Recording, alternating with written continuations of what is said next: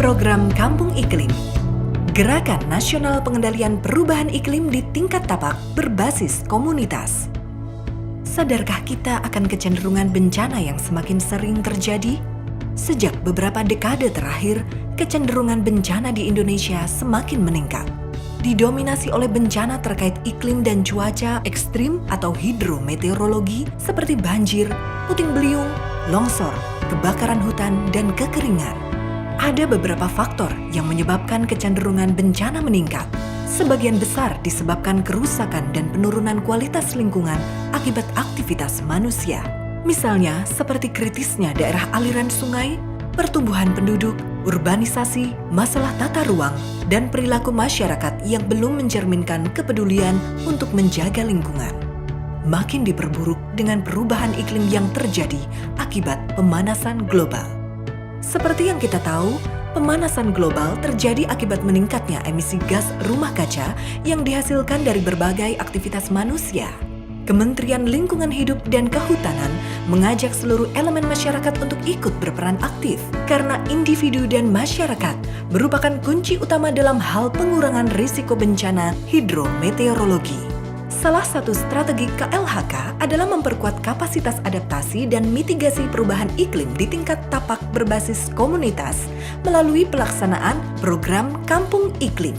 Undang-undang menegaskan bahwa masyarakat memiliki hak dan kesempatan yang sama dan seluas-luasnya untuk berperan aktif dalam perlindungan dan pengelolaan lingkungan hidup. Masyarakat harus meningkatkan kepedulian terhadap perubahan iklim dan dampaknya yang dapat mengancam berbagai aspek kehidupan. Proklim melibatkan peran aktif masyarakat untuk menghadapi dampak perubahan iklim dan untuk menerapkan pola hidup rendah emisi gas rumah kaca.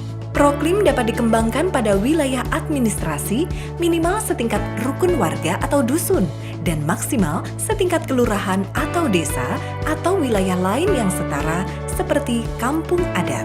Selain itu, kampung iklim dapat juga dibentuk di wilayah yang masyarakatnya telah melakukan upaya adaptasi dan mitigasi secara berkesinambungan seperti perguruan tinggi, pesantren, dan paroki. Bagaimana cara mewujudkan proklim? Proklim dapat dilaksanakan oleh kelompok masyarakat yang sudah ada di lokasi setempat dan berperan sebagai kelompok kerja. Kelompok kerja proklim ini kemudian mengidentifikasi kerentanan, risiko, dan dampak perubahan iklim yang terjadi di lokasi setempat, dan juga sumber emisi di lokasi setempat. Hasil dari identifikasi awal kemudian dituangkan ke dalam profil kerentanan dan emisi gas rumah kaca. Selanjutnya, kelompok kerja proklim mengidentifikasi sumber daya manusia yang tersedia dan kebutuhan pelatihan. Dilanjutkan dengan merencanakan peningkatan kapasitas masyarakat. Bersama kelompok kerja, masyarakat merumuskan tujuan dan sasaran yang ingin dicapai dalam menghadapi perubahan iklim. Gagasan-gagasan yang muncul dituangkan untuk menyusun rencana aksi adaptasi dan mitigasi perubahan iklim, serta penguatan kelembagaan dan dukungan keberlanjutan. Langkah selanjutnya adalah dengan menyusun perencanaan aksi adaptasi perubahan iklim. Misalnya, pengendalian kekeringan, banjir, dan longsor dengan pembuatan penampungan air hujan, biopori, dan sumur resapan, melakukan upaya penghematan air, membuat atau memodifikasi bangunan sehingga adaptif terhadap perubahan iklim, dan membuat sarana pengendali banjir. Peningkatan ketahanan pangan, misalnya dengan menerapkan sistem pola tanam bergilir, penganekaragaman tanaman pangan, dan pertanian terpadu. Kemudian membuat serta merawat saluran irigasi dan memanfaatkan lahan pekarangan, misalnya untuk menanam sayuran, tanaman obat, kolam ikan, dan lain sebagainya. Pengendalian penyakit terkait iklim dengan mengendalikan faktor penyakit, misalnya mengaktifkan peran jumantik dan melaksanakan 3M, serta menerapkan PHBS, sanitasi, dan penyediaan air bersih. Perencanaan aksi mitigasi perubahan iklim, misalnya dengan pengelolaan limbah padat dan cair, penggunaan energi baru terbarukan, konservasi, dan penghematan energi, melakukan budidaya pertanian rendah emisi, meningkatkan tutupan vegetasi, mencegah dan menanggulangi kebakaran hutan dan lahan. Selanjutnya adalah pelaksanaan rencana aksi-aksi tersebut.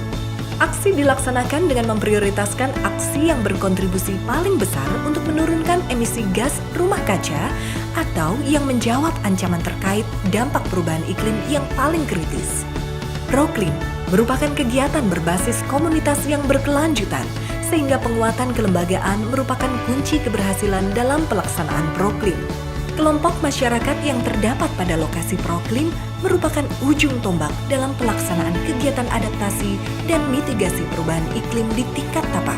Dengan pelaksanaan aksi yang berkesinambungan dan berkelanjutan, Proklim dapat memberikan manfaat di bidang ekonomi, sosial, lingkungan, dan pengurangan risiko bencana terkait iklim. Dengan Proklim pula, kita dapat membangun generasi baru yang peduli terhadap perubahan iklim. Demi anak cucu kita, demi keberlangsungan kehidupan di bumi, ayo bersama Proklim kita laksanakan aksi adaptasi dan mitigasi perubahan iklim secara berkelanjutan.